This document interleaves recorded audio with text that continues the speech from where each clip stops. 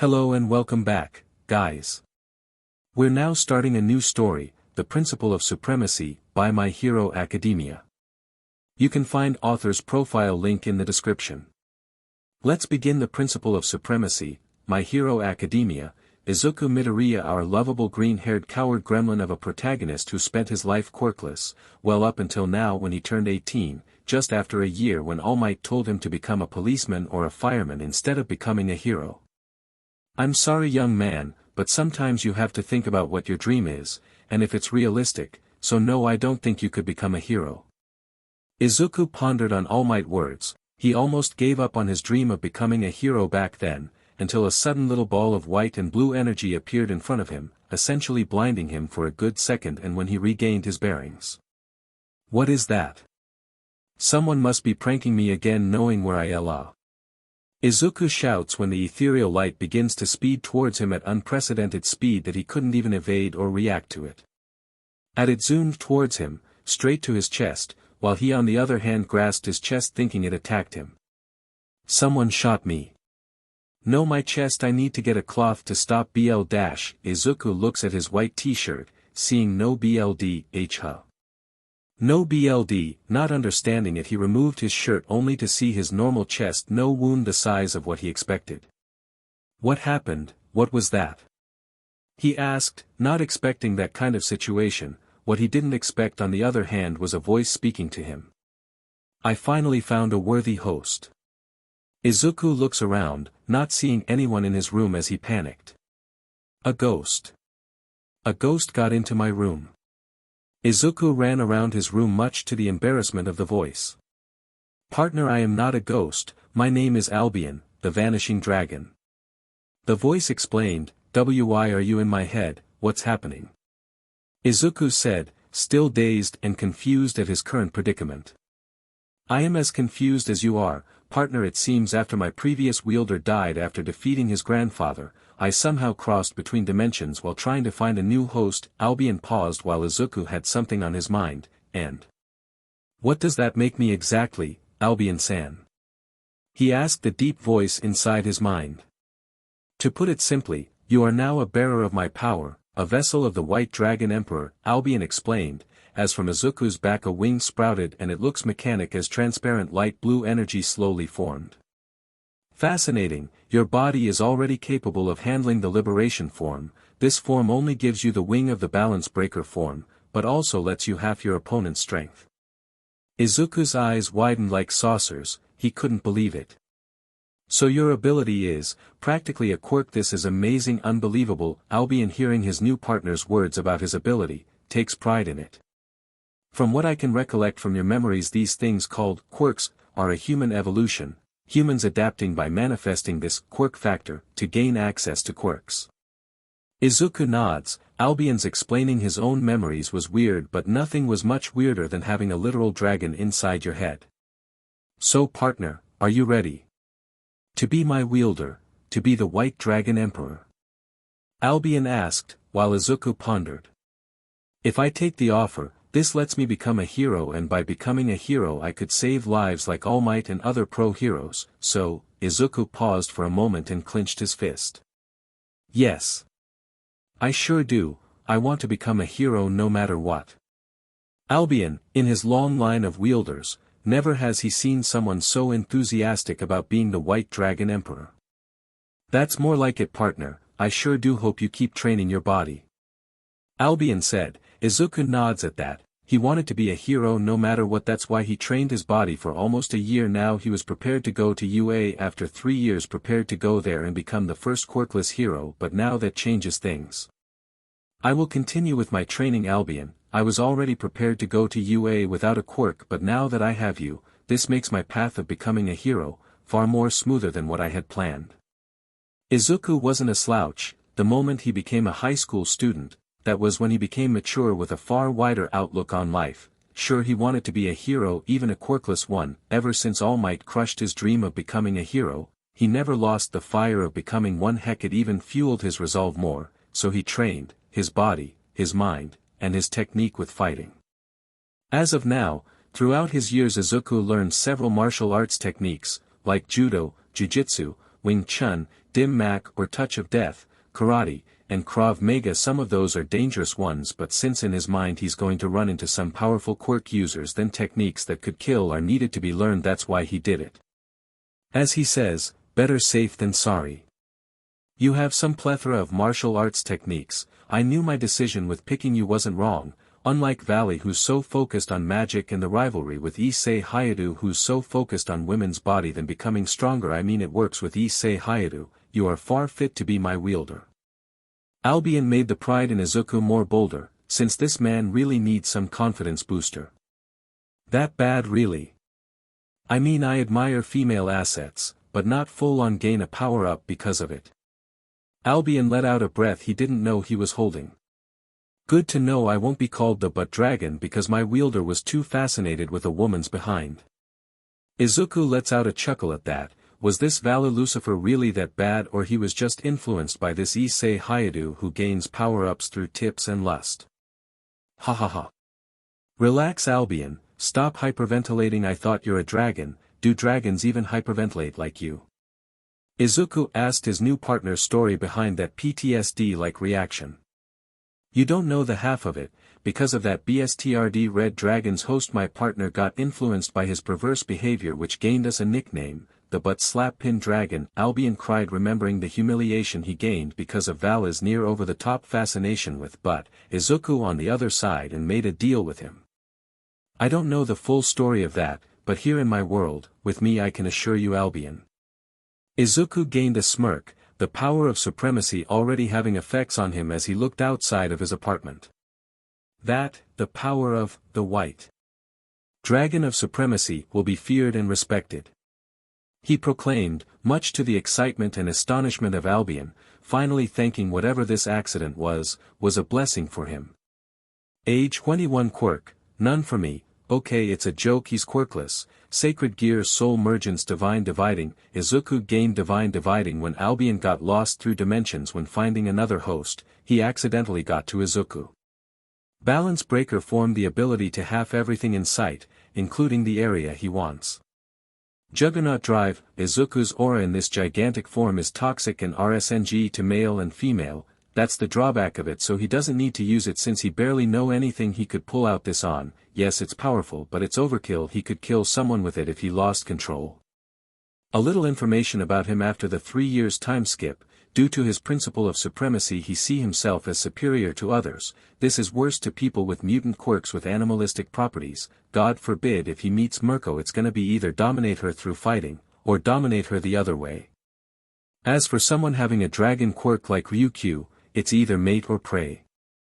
Mizutofu, Japan. 3 years later, Izuku Midoriya didn't slouch on his training. He trained so hard that after a year he gained Balance Breaker and practiced with Albion's special abilities, mainly Half Dimension and other magic-related spells that the old dragon gained through his host throughout the centuries. Partner, how's the flame and ice magic you've been working on? Albion asked his partner, who had for the past 3 years been working his butt off like crazy to MSTR any magic Albion dished out on him. Pretty good, considering it doesn't affect me anymore. Cold and heat has no effect on me ever since I got resistance of it.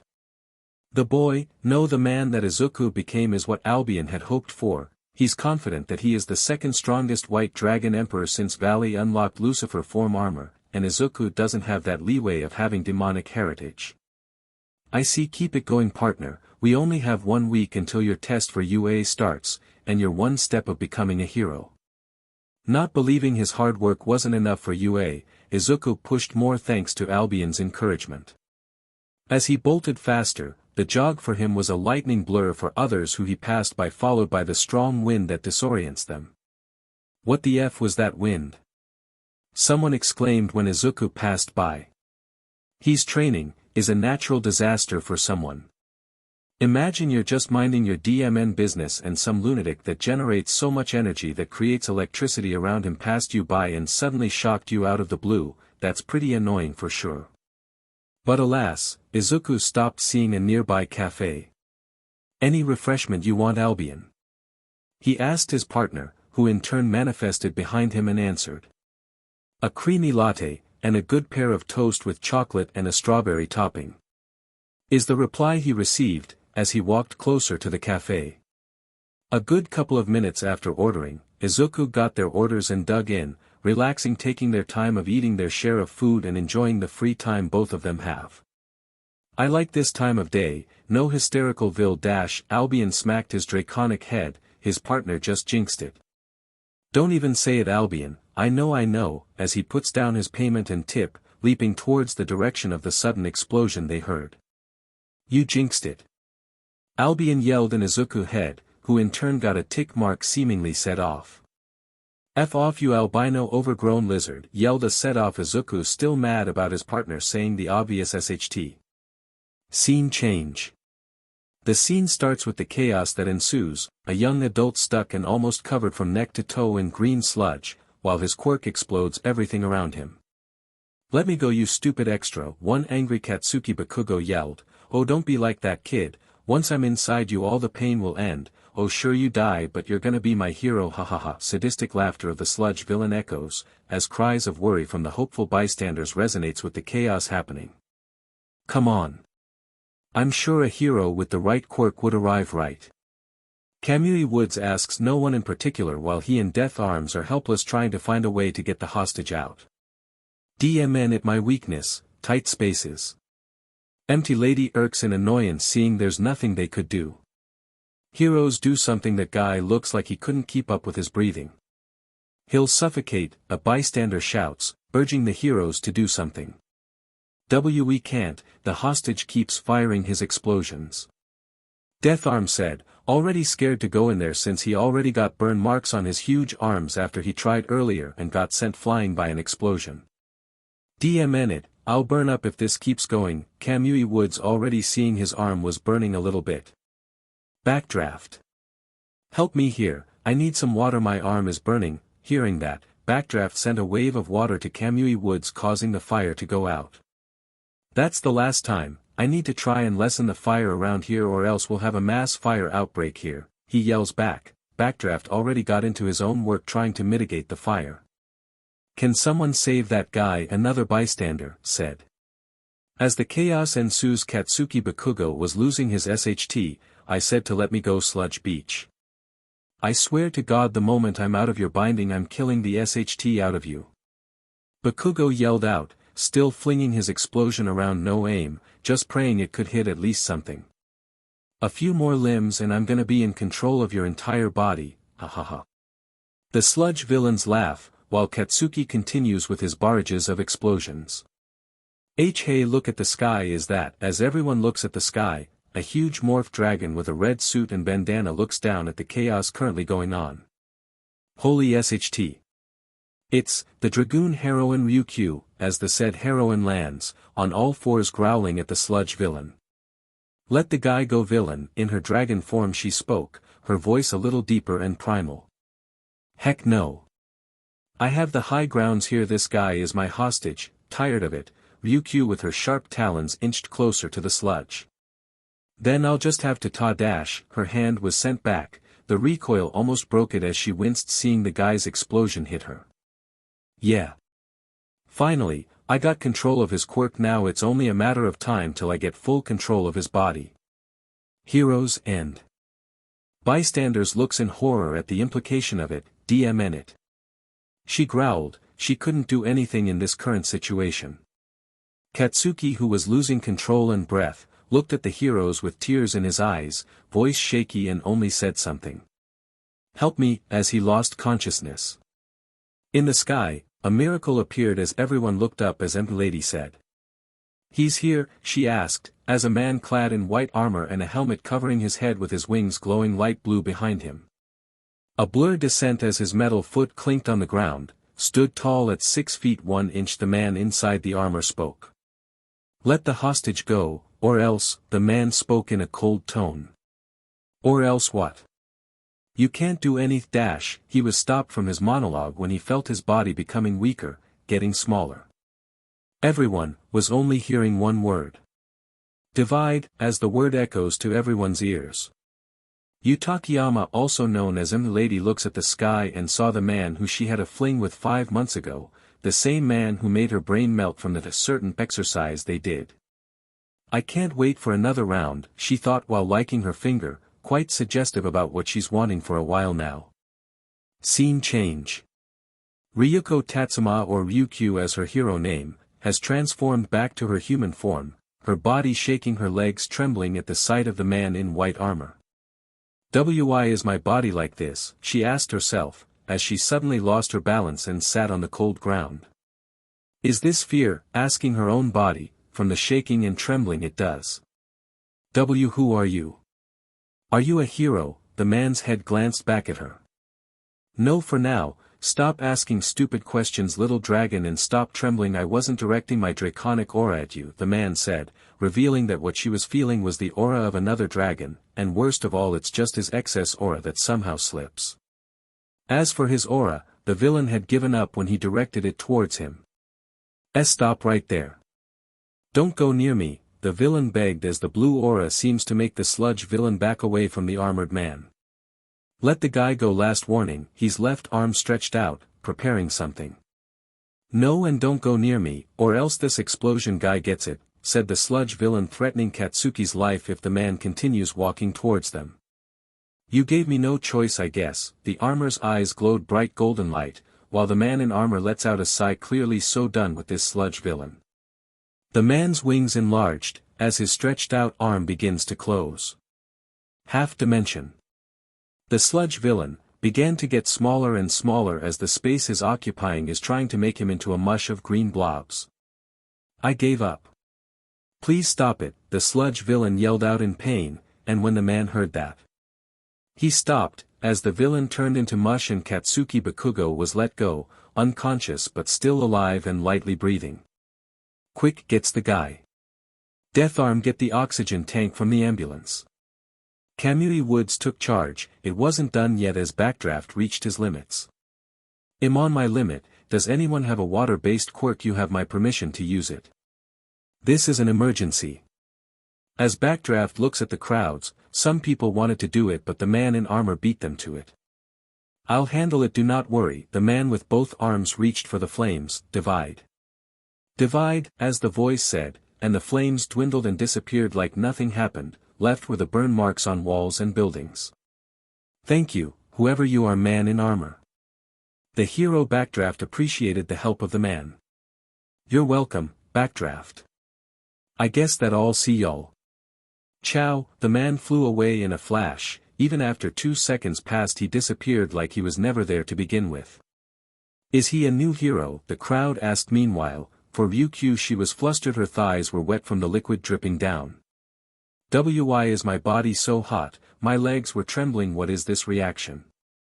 She asked herself. Unknown to her, this is her body's reaction to power, unbridled power, and worst of all, it's a dragon. It's her natural reaction to that power.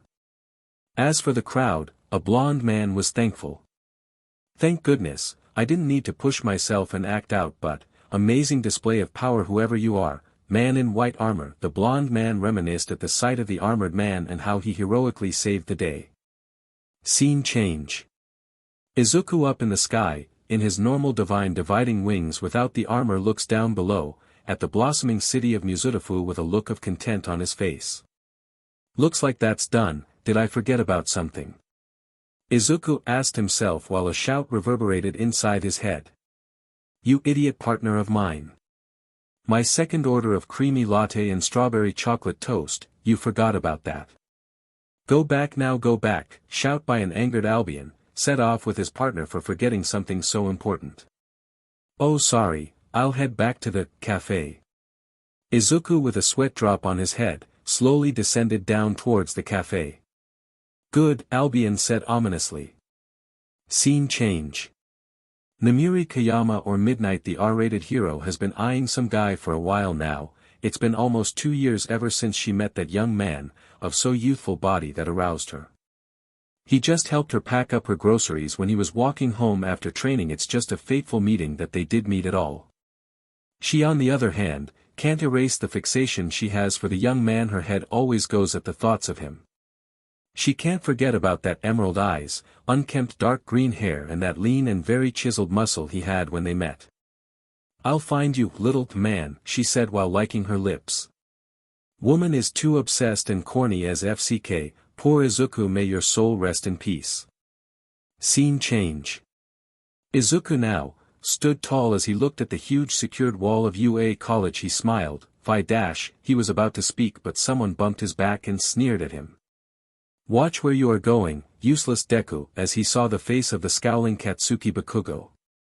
Get off your high horse, you bumped into me. Are you blind or something? Izuku returned the shoulder bump and passed by Katsuki, who got thrown into the ground. That's what you deserve, you butt, as Izuku looks away and continues walking. No one's bullying the dragon of supremacy, heck like I'll let that happen to me, no one deserves to look down on me. He lastly said with venom in his voice. The principal of supremacy, My Hero Academia, UA. College of Heroics. Izuku had finished the written exam, he knew had it in the bag for FCK's sake. He has Albion, who's a walking encyclopedia of knowledge of a different world, so it's a given he'd have a perfect score. He even put a question there for whoever would mark it. He's sure he would be called for it, but to him it doesn't matter, he's just showing off the knowledge he has. He smirked. You may even question yourself on this one, Principal Nizu. Let's see if your high-spec quirk could keep up with a dragon who lived for centuries. After that, he stood up even though it's only been 10 minutes since the written exam finished. Aw, thank you partner, for putting me in such high regards, said Albion, liking the fact that the knowledge he hoarded throughout his life helped his partner. After standing up and giving the paper to Present Mike, someone couldn't help but call him up on it. Sir, I may, you there with the unkempt hair, how did you already finish the exam? The dark blue-haired guy spoke up. I'm done, what's there to do? Izuku replied, and that clicked the wrong button in the guy. Are you kidding? This is UA, not a joke that you could simply pass your paper without second-guessing your answer. Izuku didn't like that guy, the tone of supremacy irks Izuku the wrong way too. Look here glasses guy, because I'm smarter than the rest of you and finished faster than you, doesn't mean I didn't take the exam seriously. Izuku starts walking out of the examination halls. I'm done here, that's final. If you want to second-guess your answer go ahead, I won't waste my time second-guessing myself. He left, leaving the boy's mouth agape, and everyone kept their mouth closed. Okay, alright. Other listeners, you can go back to focusing on your exam papers, Present Mike yelled, as everyone continued and the blue-haired guy took his seat. Scene change. He sat there, for 1.5 hours after he left. He stared at the huge door that separates him from his dream, along with other contestants who are ready to destroy robots to achieve their goals. Partner, these people are hopeless. Their legs are shaking at anticipation while they have no pride and belief in themselves, in other words weaklings. Izuku sighed after hearing Albion's explaining the people around him are nothing but a bunch of slouches. Then, suddenly Izuku got grabbed by someone by the back. Izuku Midoriya, what are you doing here? He was confronted by Shoyuta Aizawa, a tired-looking man who looks like he didn't sleep his whole life. Huh? What do you mean, sir? Aizawa sighed and pinched his temple at the boy's confusion. Izuku Midoriya, you are not supposed to be here. This is the normal examination, you're supposed to be in the recommendation exam. Izuku's eyes widened as huge as plates. Wait a minute, nobody sponsored me. How the heck did I even get in recommendation? Izuku was given a paper by Shoyuta Aizawa there. After reading it the more his eyes widened. Izuku Midoriya 21, male quirk, quirkless high school, Aldera High School recommended by, Namuri Kayama, Midnight, Yutakiyama, Empty Lady. Each of those names, had lipstick marks much to Izuku's chagrin and now growing anticipation of what he would do now. If you're worrying about your written exam, don't worry about it's gonna be stored by Principal Nizu himself since the recommendation has the same questionnaire. Izuku huffed, let's go, I'll guide you out and we'll send you dash, as the sound of a go was heard by everyone. Izuku saw the city door open as all the contestants ran inside.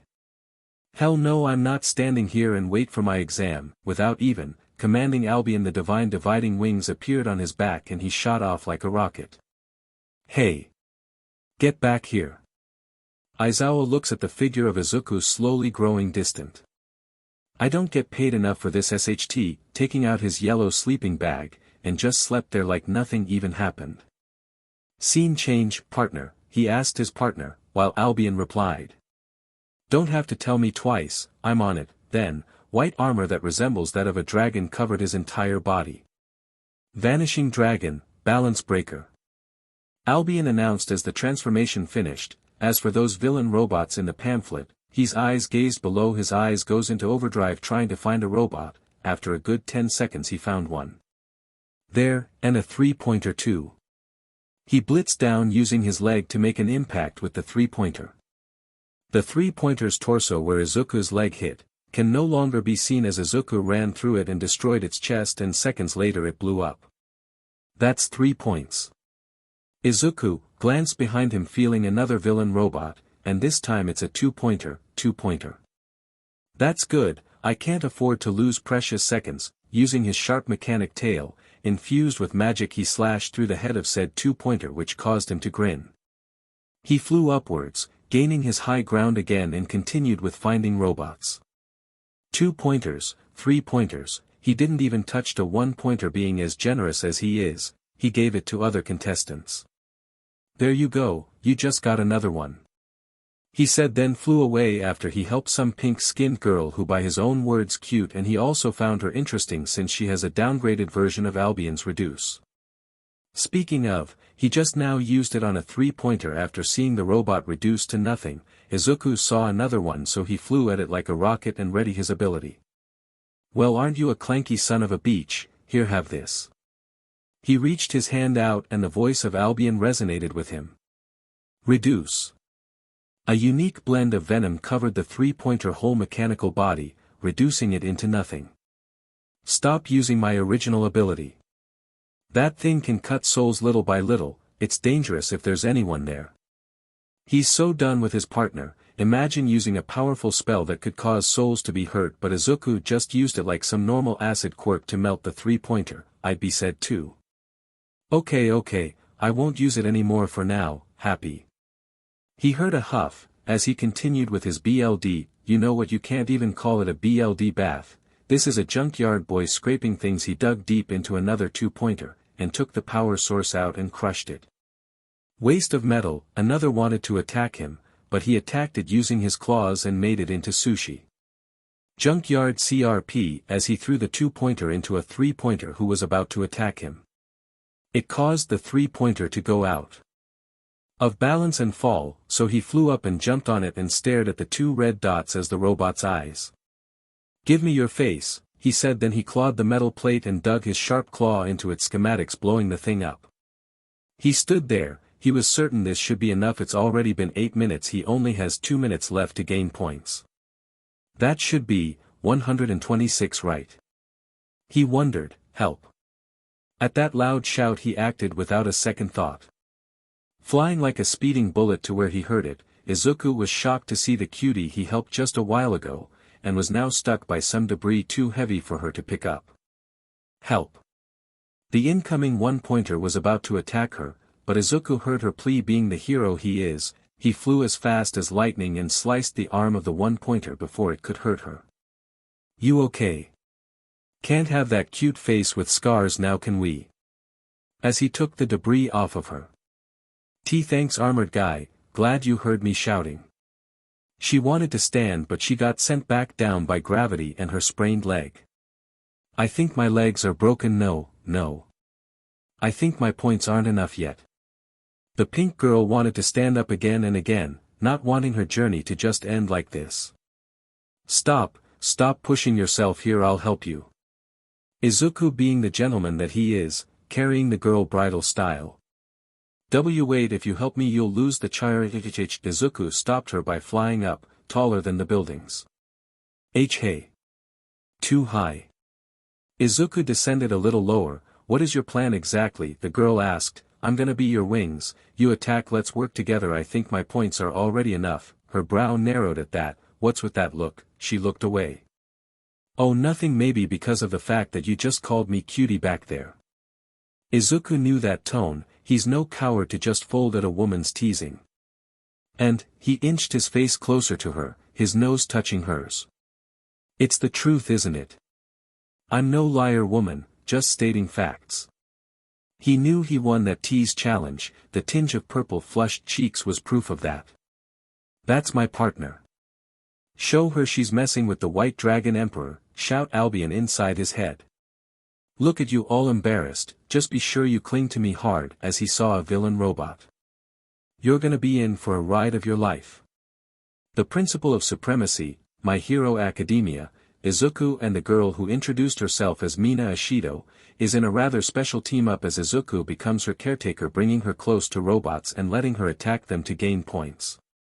I just gained 23 points, are you sure you'd rather have that in your points tally? She asked. No, I guess I'm already good with my points already passing like 150 plus. Her eyes widened. I just gained 23 points, are you sure you'd rather have that in your points tally? She asked. No, I guess I'm already good with my points already passing like 150 plus. Her eyes widened. You have what? She yelled, causing him to irk at the sudden shouting. Calm your pants, cutie, it's just 150 plus points, no biggie, Izuku said so casually. She doesn't realize it, but when she was focusing with her own targets, Izuku was throwing around light energy that destroyed a couple of 3-pointers and 2-pointers. Don't say it so casually. Nobody here has that many points. Mina again yelled at him, much to his discomfort. Give me a break, it's nothing, just continue with melting those incoming 3-pointers and 1-pointer, he said, his head looking at the sight of 4 of 3-pointers and 1 of 1-pointers. Give em hell, as he flew closer, letting her spray some acid on those robots. It took time, yes, but she destroyed it after a while. Scene change. As the two were going on a joyride finding some robots, at least one of them heard a voice yelling for help. Help me. Please, they both look at the direction, ground shaking, a shadow covering some buildings. Is that a 0-pointer? Mina yelled in shock. Someone's in trouble. Izuku landed on the ground and let Mina sit on the cold hard concrete. Stay here, he commanded, do your best to save that damsel in distress, she urged him. Behind his mask Izuku smiled. I sure will. He flew towards the trouble. Closing the distance he saw a huge giant pointer who was about to crush a brown-haired girl who was stuck by some rubble piece of buildings on top of her leg.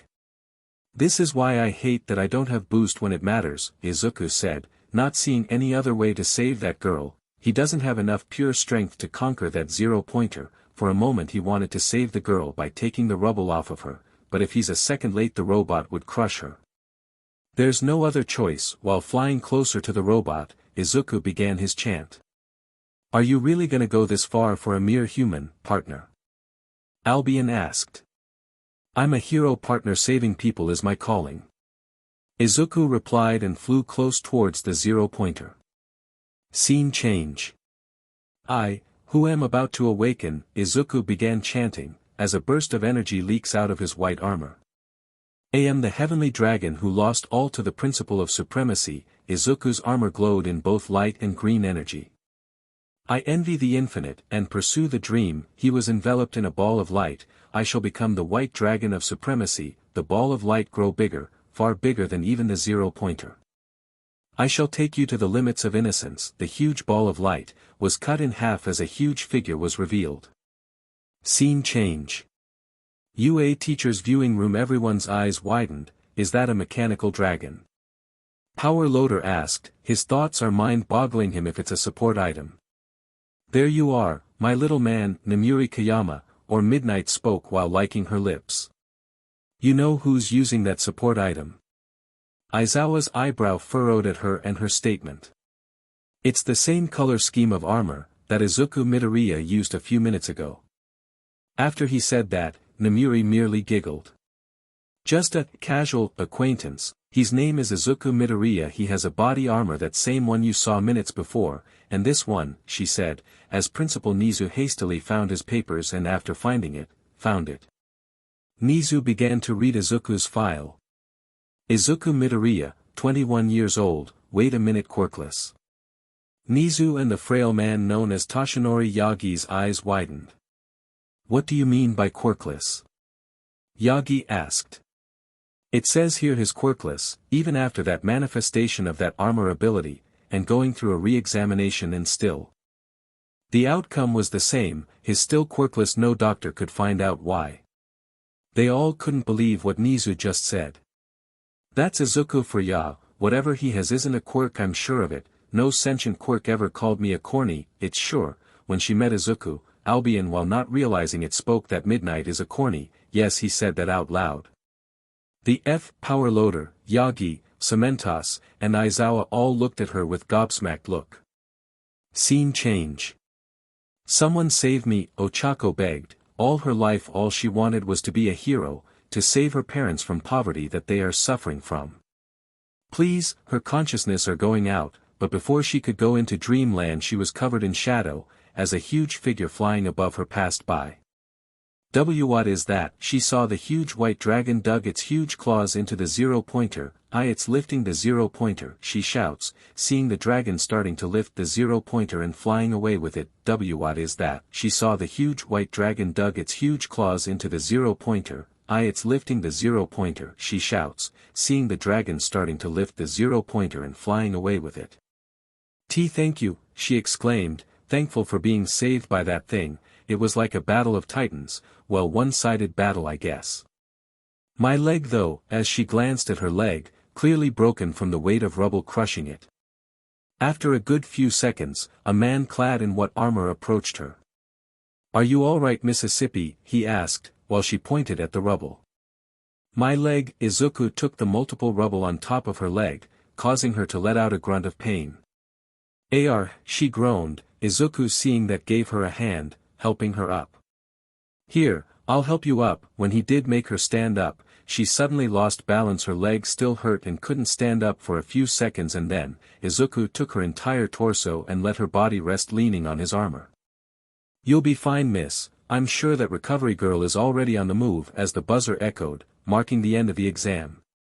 Thank you, she said, Izuku smiling, and he knew, there's some hidden points there somewhere. Since fighting villains isn't the only use of a hero is someone who saves lives, so there must be hidden points somewhere along this exam, I'm DMN sure of it. Izuku's trail of thoughts, I think so too, my partner, Albion agreed, the principal of Supremacy, My Hero Academia, White Dragon Lair, Midoriya Residence, a 3-story house, and a lot that covers over 15,000 square feet. This was the house of Izuku Midoriya. He's alone here since he really doesn't have a family anymore. His dad ran out on them when he got diagnosed quirkless, and his mom, Inko Midoriya, died from a villain attack. He still has a room for his mother though, packed with things she had in their old apartment room. It's been 2 years, ever since that day. Call, Inko, Izuku, are you alright honey? Don't come home late okay? Izuku, yes mom, I'll just finish training here and I'll go home. Inko, okay honey, I'll wait for Boom. Izuku, mom. What happened? Did I just heard an explosion? Inko, it's a villain attack. Izuku. Don't go home. Please my baby boy, promise me you won't go. Hiackk. Izuku heard his mother being on a chokehold by the villain. Would you look at that, I got the perfect hostage. That's all Izuku lastly heard of his mother that day, just the wail and breathless plea of his mother. He got home after half an hour, only to see his mother's dead corpse, her neck broken at an imaginable angle. That same day, that same moment he lost himself. He gained power, but at what cost? He's trying to be better, but who will be there to see him grow? No one. The first woman who cared for him was gone.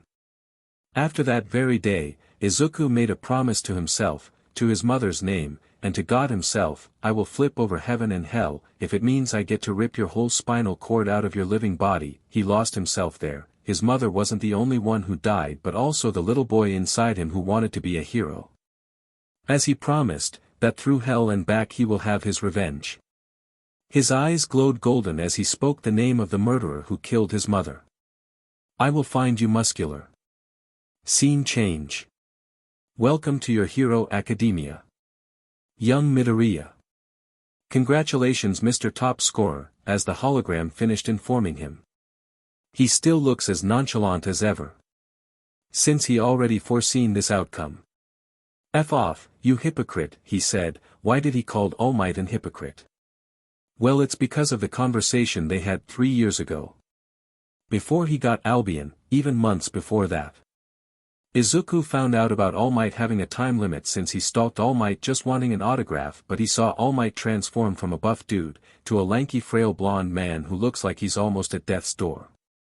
Izuku confronted All Might about it, and things happened. His force to keep it hidden like he would even try, but when All Might and him were face to face. All might can a person like me, who has no quirk, could I become a hero too? Izuku asked his idol, hopeful about his answer, but when his idol replied, it wasn't the reply Izuku wanted.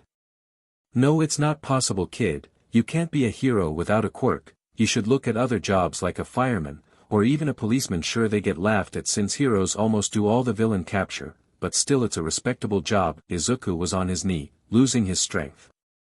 If that's all, I'll take my leave, young man.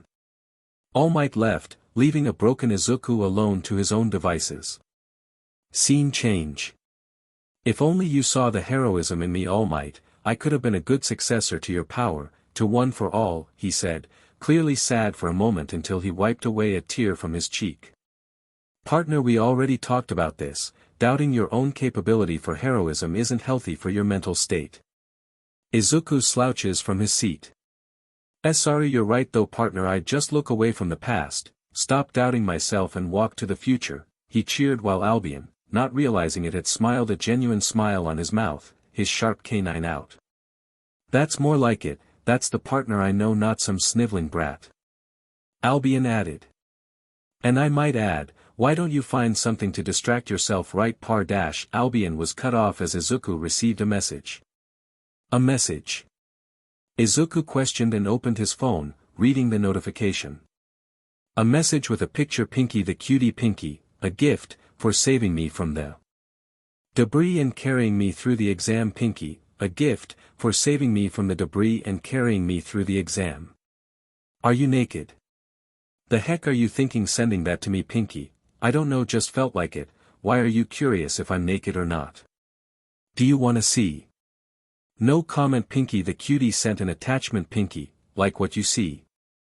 I don't know how I'll answer to that, Pinky. Come on, be honest with me here. You want me to be honest?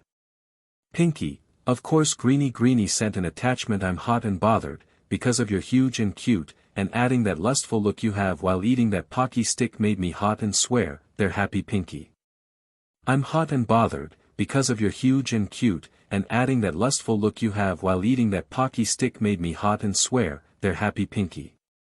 Pinky, oh DMN, you're really just messing with me with that innocent guy act, huh?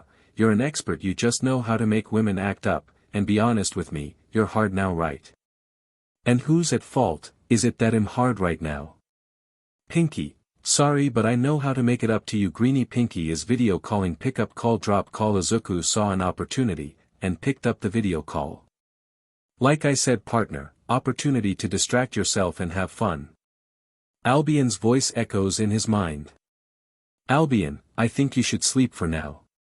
He urged his partner, who in turn replied with, don't have to tell me twice. Albion hid himself in the deepest corners of Izuku's mind, not wanting to experience or see whatever Izuku would see going forward.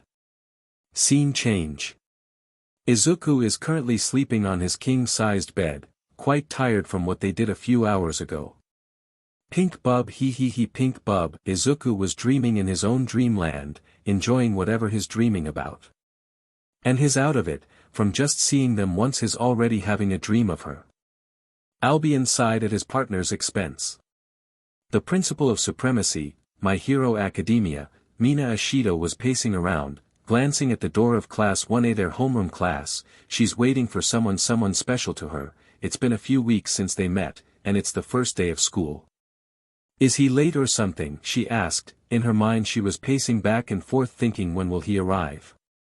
I'm sure he got in. He said he had won 50+ points. There's no way in hell he didn't got accepted. She's right. There's no way in med hell that Izuku didn't got in. If her own scores got her in, then it's certain Izuku got in. Plus if those two loud mouths got in, she's sure Izuku did too. That idiot, his la dash. She was about to finish when the door opened and she looks at who was it. Green hair, and green eyes, followed by an aura of supremacy oozing from him, causing almost everyone to look at his direction.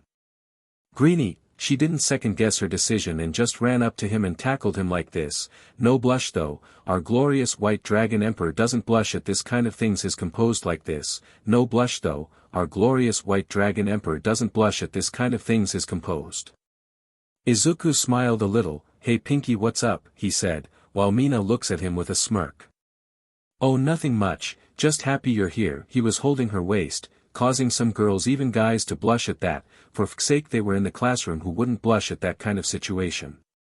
Can you let me go, Pinky? Everyone's Lou Dash, he said until a voice spoke up, finally focusing on what's happening with the two. You two.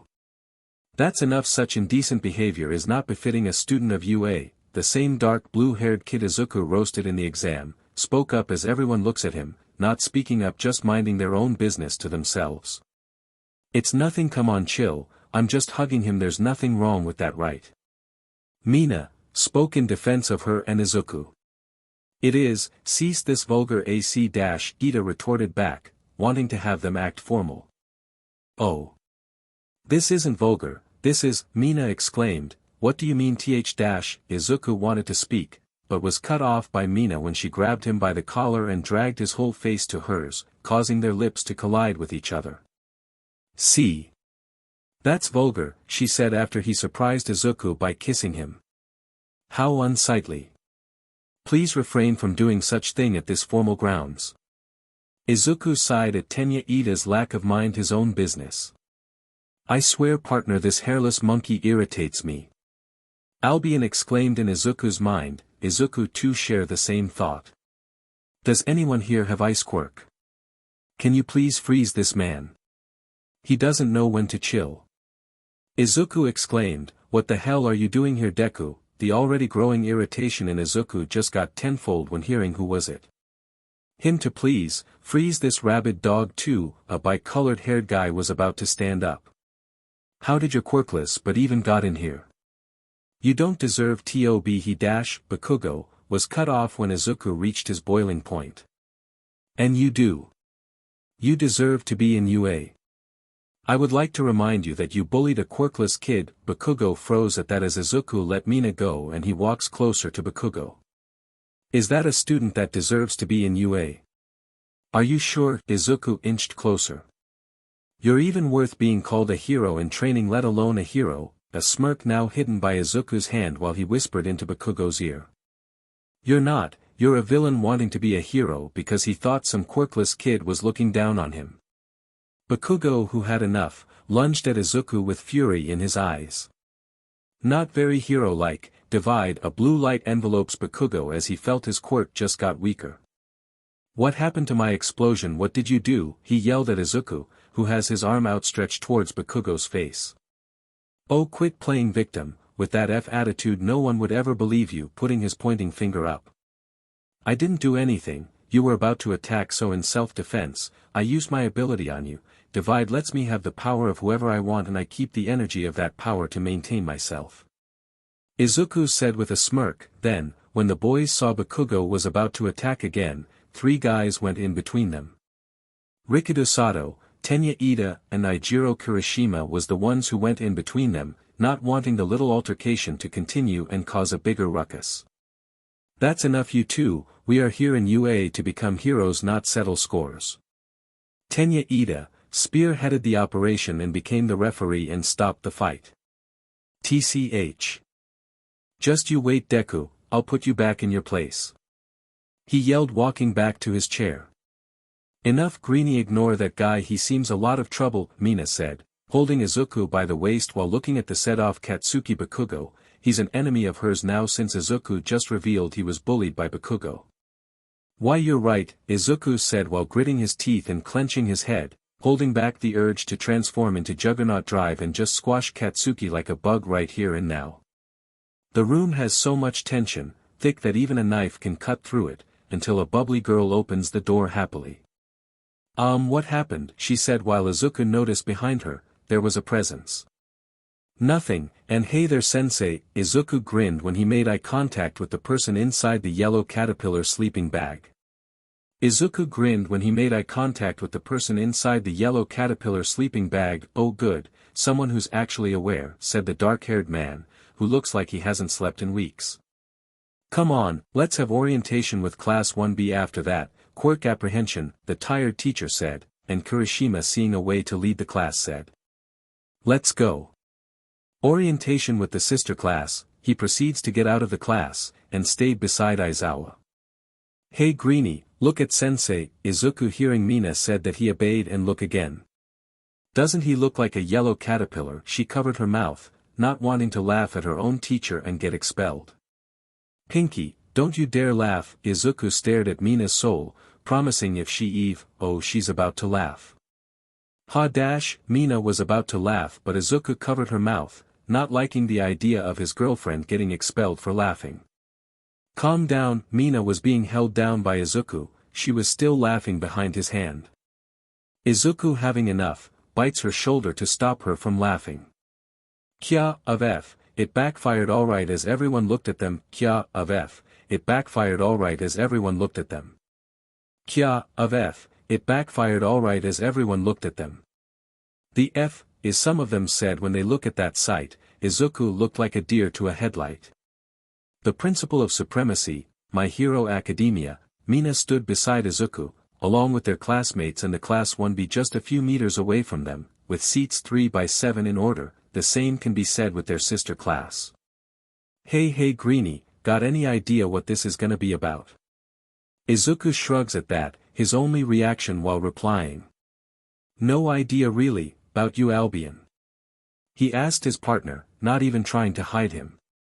Your mate is beside your partner, you are aware you're revealing my presence to her, right?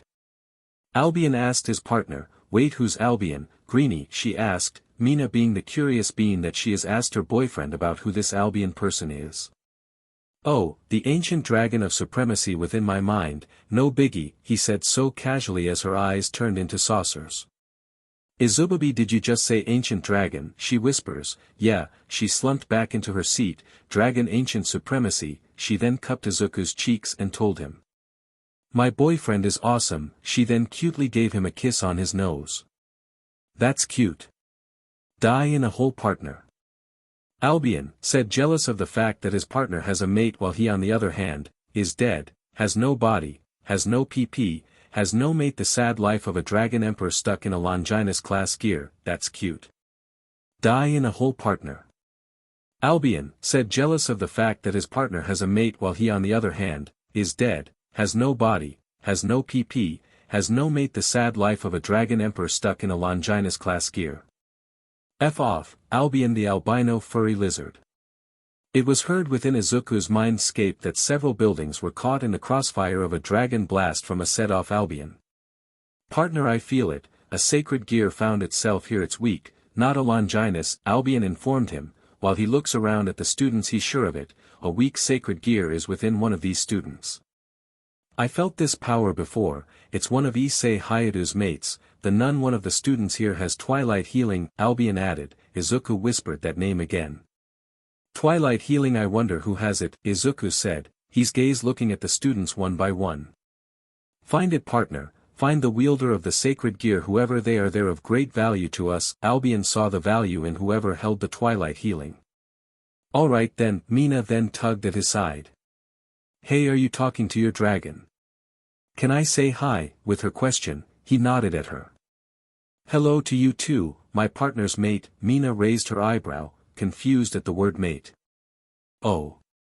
He can talk to me too. Hey Albion-san, what do you mean by mate? She asked the dragon within Izuku. The tattoo on your chest explains that. He claimed you. Mina, hearing that, unbuttoned her uniform and saw the said tattoo. It's a neon blue dragon insignia.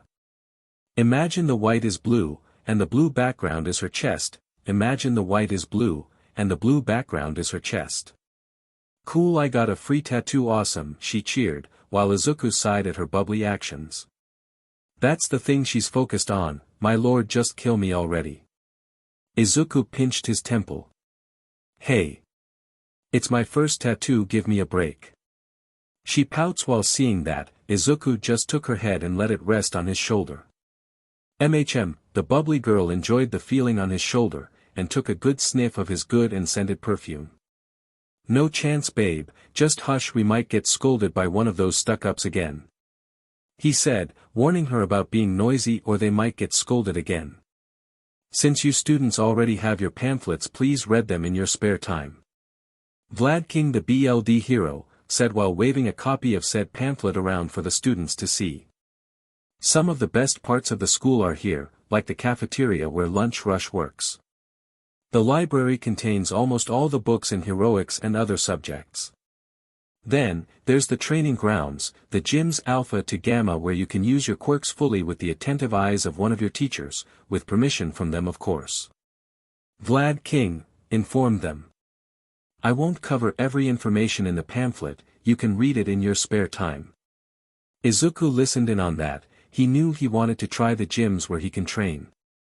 Partner, I would like to try the library, would you mind? He asked his partner. I don't mind. We'll check it out when we have the time. Izuku said, his partner is pleased with that, sure he's an ancient dragon who lived for a long time, but the knowledge of another world is just too sweet to ignore. The orientation finished up and the class spread out, going wherever they wanted to check out first, while Mina was like a koala to Izuku, being stitched to him like a pet. Got somewhere you want to start off the tour, baby? Mina asked. Nothing in mind yet, babe, you. Izuku replied with his own question. Let's try the cafeteria, we still have 2 hours until the quirk apprehension, come baby. You and Albion-san are my scary dog privilege. Izuku once again pinched the bridge of his nose. Gotta say, partner, she has you hooked. Albion voiced his thoughts. Guess so, but that's her charm. Izuku shared his thoughts with Albion, meanwhile Mina dragged him to the cafeteria. Mina paid for the food, and started to feed Izuku like she's Izuku's mom and him being the baby. I'm not a baby, stop, I can eat with my own hands. He said, already done with the humiliation. You're my baby though, say ah, she took his chin once again. Babe, I said I see a, he was speaking, but when his mouth was wide enough, she fed him a spoonful of minced beef. Ah, the dragon of supremacy being fed like a toddler. This is beyond humiliating. Albion in his head was bawling his eyes out at the embarrassment his partner, currently on. Meanwhile, at the other table Momo Yaoyorozu with her new acquaintance Kyoka Jiru sharing the same thoughts at the pink-skinned girl and the humiliated pretty boy. They do realize they're in the cafeteria, right? Jiru asked Yaoyorozu. I guess not, but it's sweet of them. Momo replied, with her hand covering her mouth. A sheltered girl like her doesn't have a single clue about romance, although romance novels do fill that gap. True, but it's a bummer to know he's taken already. Jiru's eyes gazed longer on Izuku. True, but it's a bummer to know he's taken already. Jiru's eyes gazed longer on Izuku. Looks like someone's got a crush, although I can't fault you for that. Momo's gaze also lingered to Izuku, his god-made jawline, his green unkempt hair and his emerald eyes that sometimes glow. Hey. I don't have a crush on him, said Jiru, who seemed to have a little blush on her cheeks while defending herself. Hey. I don't have a crush on him, said Jiru, who seemed to have a little blush on her cheeks while defending herself. He does look good, can't deny that, she said, far more charismatic than every guy in our class. He's confident too, one thing I lack, she added. At another table, with Katsuki Bakugo, who was alone on one table. Just where did this Bravo came from? He's supposed to be quirkless. How did he get in with that lousy divide SHT he pulled? He's staring daggers right towards Izuku, who was still being fed by Mina like a baby. I'll put you down in your place, just you wait, he said while stabbing the pork on his plate. Just you wait, Deku, eyes glowing with rage. You made me look like a clown, you've been hiding a quirk after all, you faker. The principle of supremacy, My Hero Academia, are you sure you have what it takes to dominate everyone? Katsuki Bakugo, an ancient voice within Katsuki's head spoke. Huh. What was that? Who are you? He yells, trying to figure out who was messing with him. I am asking you a question, brat.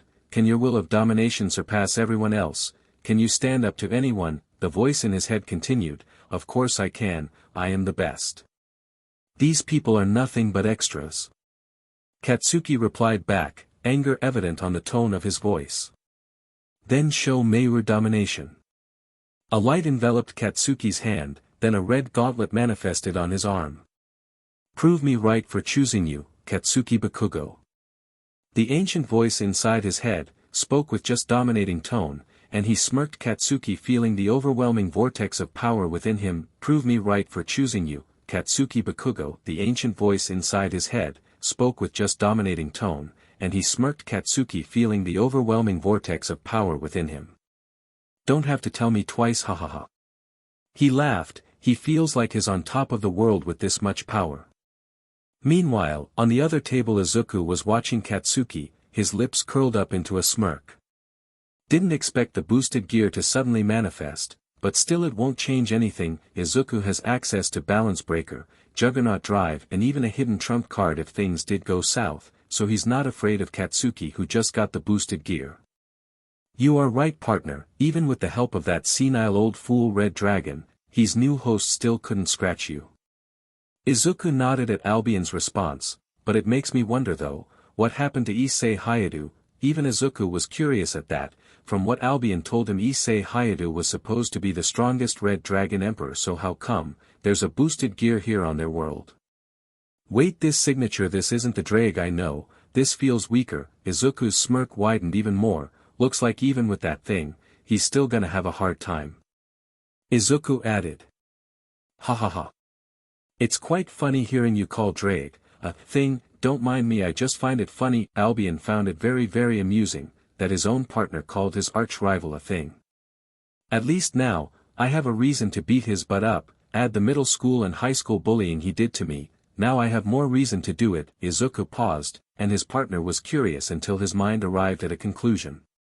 Partner, are you sure about this? Albion asked, he knew his host was adamant on his decision. Yeah, I offer my heart to exchange into that of a dragon's, giving me a dragon's heart also changes my entire body, so in the end I'll turn into a hybrid. He ended while Albion added something. A hybrid, a human with the urges, strength and abilities of the dragon who gave its heart. Izuku smiled at that, he knew his plan was genius. So that will give me, enhanced instincts that of a dragon, and other boosts to myself like strength, potential, and durability, plus I'd gain some of your white scale. Albion liked that part of his partner. If you say so, just expect some scales on your shoulders and below your cheeks, that's where it normally appears, he informed his host, knowing full well at least on this world it's not supernatural for someone to gain scales and have draconic properties. Thanks partner, he said. While grinning at Katsuki who didn't saw him, but Izuku's eyes, it changed color. His formerly emerald green eyes were now golden yellow and it's flowing with a red slit on his pupils.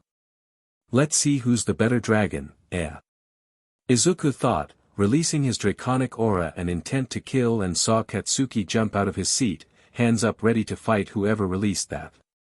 TCH, what a beach with just that amount of killing intent and draconic aura. He jumped out of his seat like he saw a ghost, pathetic. Izuku pinched the bridge of his nose, disappointed of Katsuki. He's more of an embarrassment than Issei Hayadu in his early life. Albion added, much to Izuku's chagrin. Although I want to try something, now that he has drag, then this plan would work on him. It's evil I know, since considering I am now a dragon, but that BSTRD deserves it. Izuku said to his partner, while Albion's eyes widened. The dragon didn't knew that his partner would go that far. No partner, you don't mean you'll even go that far? Now, some part of Albion is even afraid of his partner's train of thoughts. Oh, you bet I will, Albion, I will, as he picked his phone up dialing a number. Katsuki Bakugo, now having power and a voice of dominating tone inside his head, just got more confident and cocky. TCH, that Deku found himself a girl, that SHT doesn't matter, I'll find a girl too, I'm better than that stupid Deku. Then, he felt a tug behind him. TCH, that Deku found himself a girl, that SHT doesn't matter, I'll find a girl too, I'm better than that stupid Deku. Then, he felt a tug behind him. Hey there cutie, got a minute? The redhead greeted him. Yeah. What do you want, tomato head? She just smiled at his weak attempt at an insult. I was just curious and all. You seem to hate that Beach Mina's handsome boyfriend. Katsuki's forehead grew a tick mark, his set off at the mention of Izuku. Wait, did you just call that pink alien a beach? You extras have a past or something? She smiles. We do, alright, a long one since middle school. Katsuki smirked at that, an ally to take that Deku down. Go on, I'm listening. He waited for her story. You see, that beach took the spotlight from me. Every year, she's always everyone's favorite friend, and everyone admired her. That spotlight should have been mine, she yelled, while Katsuki smiled, sinisterly. I think we're gonna have a good chat, he said while both of them locked eyes at each other. Oh, we'll do, I'm sure of that, she said while both gained the same smirk. Ha ha ha, you heroes are weak. Weak. A villain yelled, arms covered in muscle fibers, and hurled a car at a hero. You're all weak, then, the dragon hero arrived, so save the day. The dragon hero. Finally a challenge, yelled the excited villain. I'm weak, I can't fight Muscular alone, I need backup, thought the dragon hero Ryukyu. Deep within her soul, within the depth of her transparent soul, a figure revealed itself, as a voice resounded in her ears. I will help you use my strength. Ryukyu heard the voice, feminine and pride ooze within her tone. Who are you, she asked, while grasping her own head while Muscular looks at the heroine like she's crazy.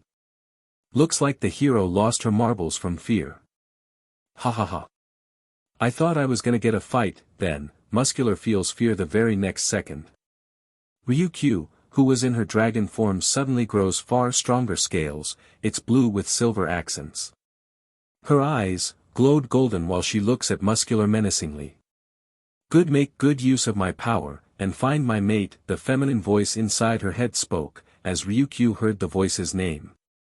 Fine, you got a deal, so thanks for this power-up. Feeling the power boiling within her, she thanked the voice. Tiamat. Heroes stood on the sidelines as two beasts fought with one another. DMN didn't know Ryukyu could have blue scales. One random hero spoke up, only for almost everyone there to agree. Do we even need to get in between them? We need to help Ryukyu. He was smacked at the back of his head. Ouch. The heck was that for? He asked, the woman who smacked him. Are you an idiot? We'll be a liability for Ryukyu rather than helping. Those two are out of our league, she exclaimed with anger while pointing at the two clashing powerhouses. Your resolve is not enough, your assimilation of my power is only 3%, which isn't enough for that villain you're facing right now. The voice guided her movements and pointing out the open gaps in Muscular's attacks. Left leg kneecap, he's arching it forward, strike it. Ryukyu did what Tiamat asked her to do, and acted on it, striking Muscular's left kneecap, dislocating his knee. Arg. UDMN Dragon Beach. I'll take your head for that. Muscular lunged forward, towards Ryukyu, who dodged his attack without much effort. You're losing the assimilation state, end this fight right now. Aim for his vital organ. It's you or him, pick now. Tiamat yelled within Ryukyu's head, and hearing that while feeling the power spike that happened to her, slowly fading away.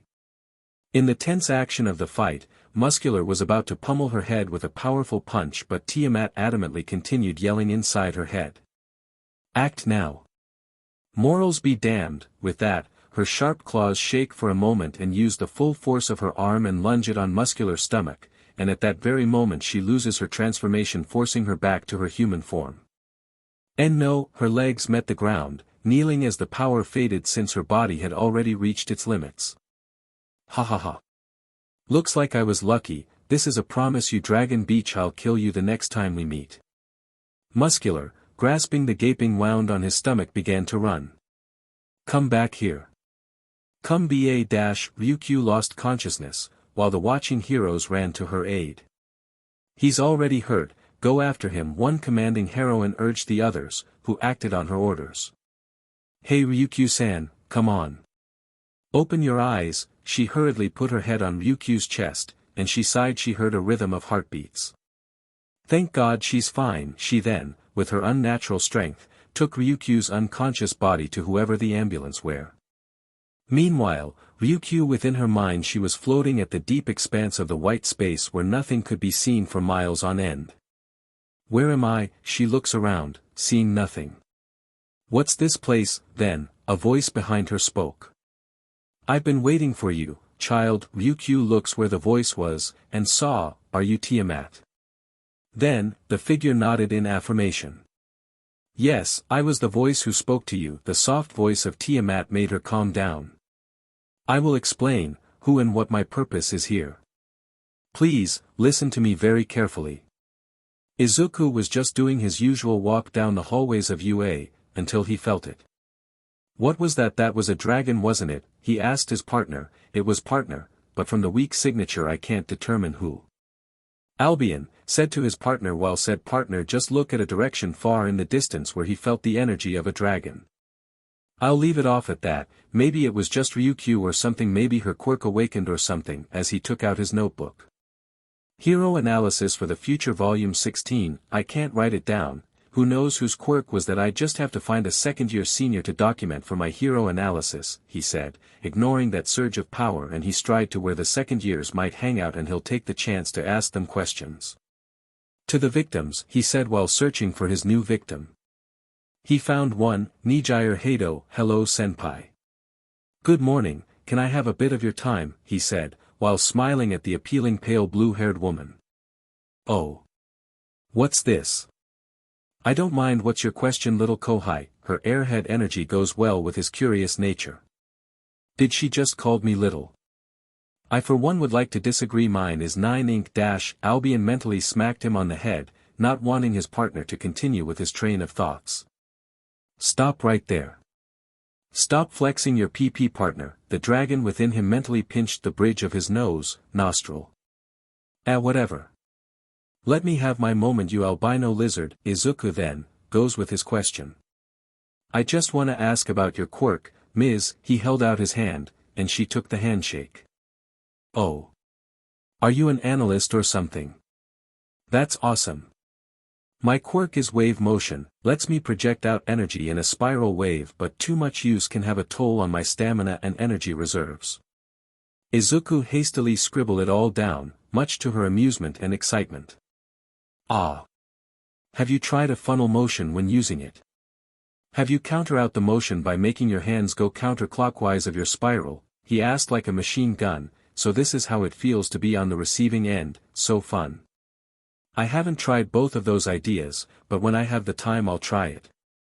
You seem fun to be around. You want to spend some time with your lonely senpai. Izuku pondered about her offer. I wanted to, but my girlfriend would get jealous, so do you mind if she comes along? He asked. Huh. Oh no, she can come, the more the merrier, she exclaimed while Izuku took his phone out and messaged his babe to come with them. Babe, hey babe, I have a senpai here who wants to spend some time with me, would you mind tagging along? She's really energetic like you, I'm sure you'll like her. Whoa. Really? Sure, I'll go. I wanna ask some questions too, like how they train and stuff. Tell me when you guys decided where we're gonna hang out. Sure, just go to the water fountain, wait for us there babe. Okay, I'll wait there, see ya baby. Izuku put his phone back in his pocket. Water fountain, she nodded, let's go. As the two were walking, something sinister happened just on the other side of the building. At the teacher's lounge where no teacher was around, a portal of purple mist manifest.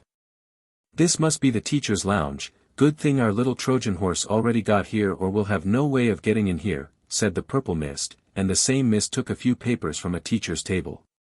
Ah, I see, this must be the schedule plan for USJ. He took the paper containing several pivotal information of the school.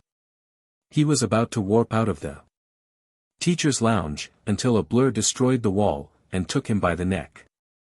What th? Both of them crashed outside the building. Who are you?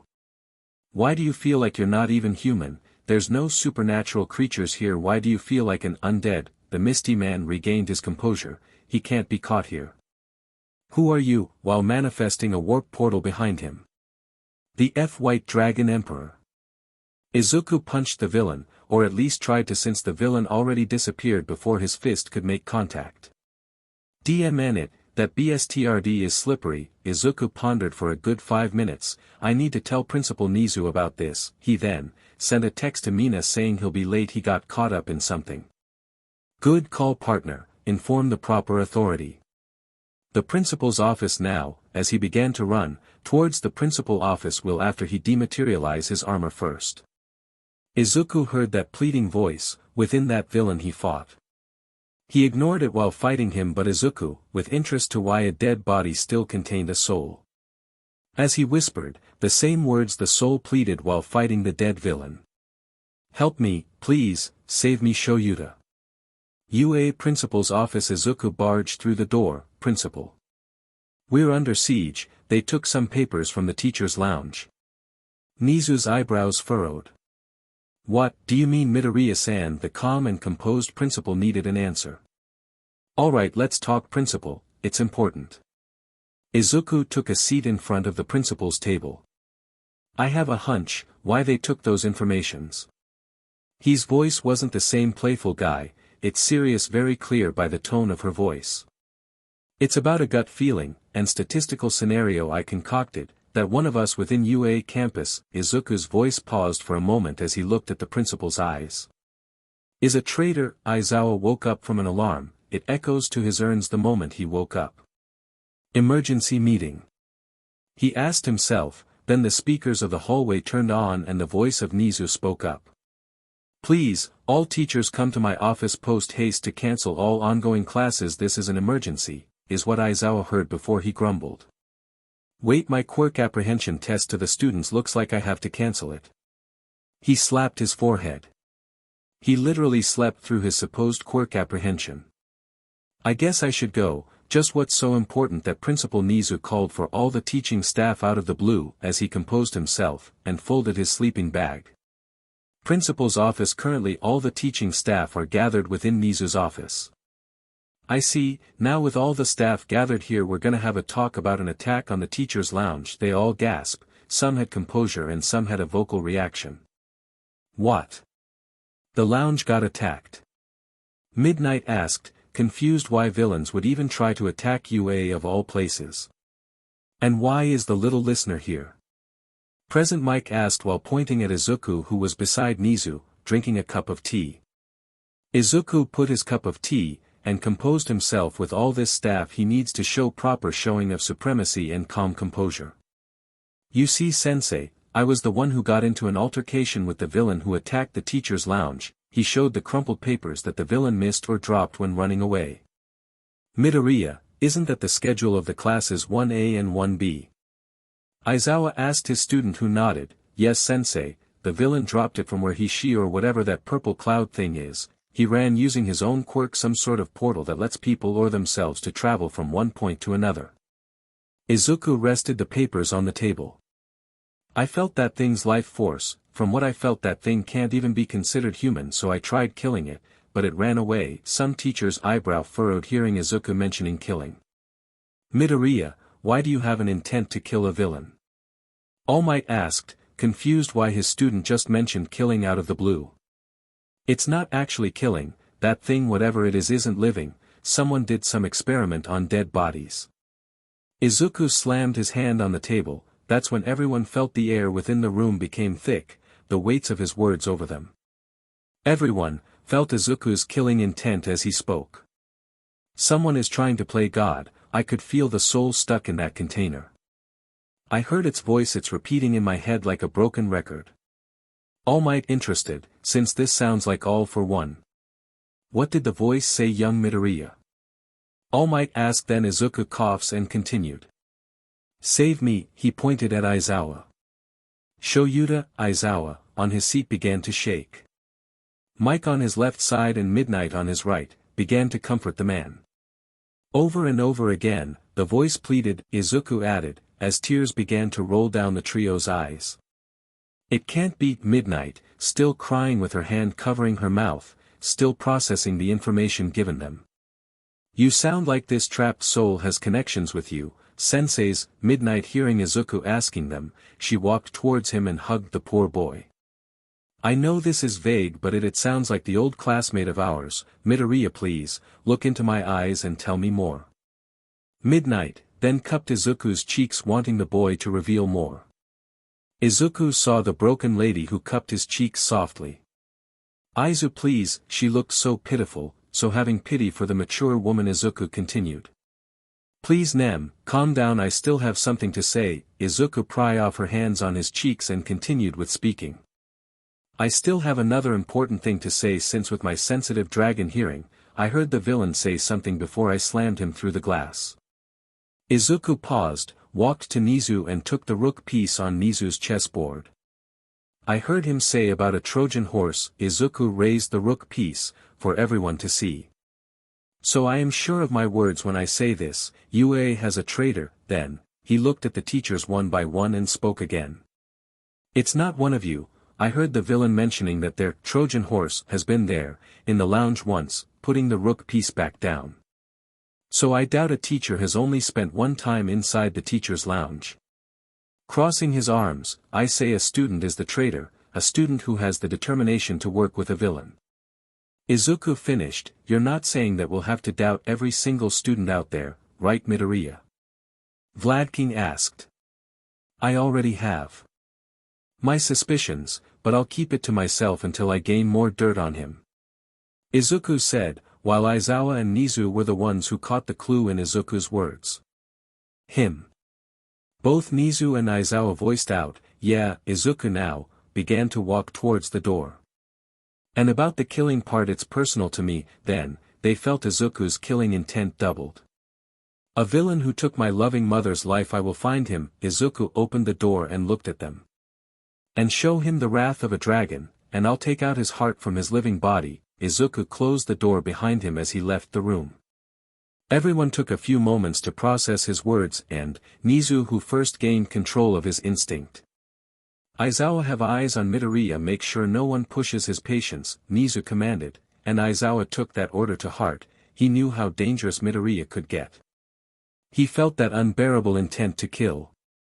Yes sir, you felt that too, didn't you? I have to go, I still have something to talk with him. Midnight excused herself and goes after Izuku. Nizu, being an amalgamation of several animals, meaning he has strong instinct, so it's a given he felt Midoriya's intent. It scared him. Why yeah, everyone heard the stutter of Nizu. His intent to kill far surpassed any villain I faced, both Aizawa and All Might thought. Give him everything he wants, a place here in UA if he wants, some favors or whatever he wants. If he's caught doing anything with his girlfriend on school grounds, ignore it, give him special treatment. Nizu said, while a picture of a white dragon from the entrance exam was projected on the huge TV. I don't want that against us, so treat him special from other students. I know this isn't right, but this is for the better. Nizu commanded his staff as they all nodded. Aizu, I need to talk with you, please stop walking. Izuku was grabbed by Midnight. Nem, what do you want? He asked. I need to tell you something. I adopted someone, a little girl. She then focused on the most powerful part of her, letting out something, and as the light dissipated, Izuku's eyes widened in shock. A person appeared. Ophis. Both Albion and Izuku were in shock. Fate had just kicked Izuku Midoriya in the ball. People he feared are powerful dragons and gods, and the person before him is both of that, a dragon god, and it's Ophis, no less, the dragon god of infinity. Safe to say Izuku almost SHT himself. Albion himself was shivering his timbers. Ah, partner. I'm not seeing things right. A sweat drop on his forehead, his finger was shaking while pointing at the little girl in front of him. Partner, as much as I want to console you, no, you're not seeing things, his partner assured him. He then got on the little girl's level, crouching down. You sure? Izuku said while pinching Ophis by the cheeks. You sure this is real? Albion almost died out of frustration from his partner. For Christ's sake, is handling the dragon of infinity like she's some normal little girl. Let her face go, partner. Don't PSS her off or we're both dead. Albion screamed inside Izuku's head, while the latter grasped his head from the irritating voice of his partner. Hi father, Mother Namuri said I could spend time with you, she said, so casually. Albion officially died because of that. Albion, why is she saying I'm her father? No reply. Izuku sighed. Albion, still no news from the dragon. Albion, still, nothing. For F's sake, now I'm the father of the dragon of infinity. Just what did you say to her, Namuri? Much to his chagrin, Ophis looks at him and spread her arms. Up father, uppies. Izuku for a moment stopped working, his brain fried. As a minute passed, he gave up and took the little dragon. He rested Ophis between his arms. Thanks father, she said so emotionlessly. Oh, now that's cute, you look like real daughter and father. Namuri teased. No Nem, don't even. A tick mark over forehead, clearly irritated. Come on, you gotta admit you do look the part. She gave him a wide smirk, much to his chagrin. Now about the mommy part, I don't mind filling the part, while you fill me up, she seductively but Izuku's ear. Nem, we're only student and teacher stop, this is illegal. He wanted to stop her but his own heat was stopping him. Who says it's illegal? You're already an adult plus, he inched to his cheek. It's only illegal if we are caught. She liked Izuku's face, while Ophis looked so confused and lost. Albion, if you can hear me, divide my arsel now, divide DMNIT. Izuku's plea inside his mind echoes as Albion didn't hear one bit. You useless reptile. Izuku walked the hallways with Ophis in his arms, who mind you still has an earmuffs. Whatever he and Midnight did, the little child in his arms didn't hurt a single thing. I swear, Albion, you're useless when I needed you the most. Izuku screamed in his mind. How is this my fault? You're the corny deviant who can't control his own energy. That's not my fault, that's yours, retorted Albion, who was set off that his partner put the blame on him. Maybe it's my fault. Izuku pondered, while Albion sighed at his partner's expense. Yes, it is. Albion huffed in Izuku's mindscape. Izuku wanted to drop a bomb in his classroom, so the moment everyone was there. Classmates, we've been attacked. The alert just an hour ago wasn't just a warning, someone is plotting against us. Ida, who was confused and worried, raised his hand. Midoriya. Izuku nodded. How are you certain that somebody is really trying to attack you, and it's not just the reporters? He asked, while Izuku huffed in agreement. Sure, the guy was right to ask that question, but think outside the box, guys. Can you really say for certain that a reporter would go that far? Their network is at risk if they have done that. Izuku raised his finger again. Second, I met their recon guy who wanted to steal important documents from the teachers, even fought the BSTRD. Luckily he only got a glimpse of the documents before I divided his butt. Izuku finished, much to almost everyone's astonishment that he gone toe-to-toe with a villain while still being a student. That's awesome, man. You're manly, Midoriya. Kirishima praised him. Awesome if that quirkless F isn't lying. Bakugo grumbled to himself, who was given a sneer from Izuku. And yet this quirkless F beat you up, nothing new there, villain. Izuku retorted while Bakugo wanted to bite back but couldn't. This son of a bitch is pissing me off, he thought. Do not be tempted to bite back. Partner, you'll just prove his point if you do. Drake said, inside his mind. I know that, the BSTRD is egging me on. Bakugo grumbled, not saying a word. Now that's done, I wanna add something. He pointed at everyone in the class, one by one. Something the matter, baby? Mina questioned. Yes, something is exactly a matter right now, babe, one of us. He paused for dramatic effect. Yes. A traitor, with his magnified. He glanced at everyone. And saw a reaction. Someone, checkmate. His eyes landed on Yuga Aoyama, but quickly he dismissed it. How are you certain with that, Midoriya? Momo Yaoyorozu, the second brightest mind in the classroom, clearly wanted more closure with her own theory as to why Midoriya thinks like that. Because appealing goddess of class 1A. He winked at Momo, who in turn doesn't know what to think. Is he flirting with me? Doesn't he have a girlfriend already? She thought. Aw, baby, so unfair. You called Yamamoe appealing and a goddess. Are you cheating on me? Mina playfully said. Come on, babe, can you blame me though? He protested, and Mina nodded, seeing his point. Ahem, now back to the point. The villain I fought specifically said, Trojan, meaning, an insider, to be close, to be friends with us. For assurance, whoever planned this, they're too dumb to think I'd never see through this. He sighed, be vigilant, the traitor may be just closer than you guys think. Izuku walked towards Aoyama, and stopped just beside him. You can't sparkle your way out of this one, now shine, little spy. He whispered, to not our suspicions he always go to almost everyone. What's your brand of hair dye? For Kirishima, then he goes to Hagakure, then to everyone as he whispered random things to their ears. He didn't let anyone answer as he moved to the next. he didn't raise anyone flags and made sure to ask questions by whispering to everyone, even Bakugo. For Bakugo, it's just a, how are you? Still weak I presume, and that said the blonde off, which gained him a F off Deku, from the angry blonde. Maybe some of you think Bakugo is the spy, because of how he acts, but no, I know this BSTRD too much for him to the spy. Izuku rested his arms on Katsuki's head.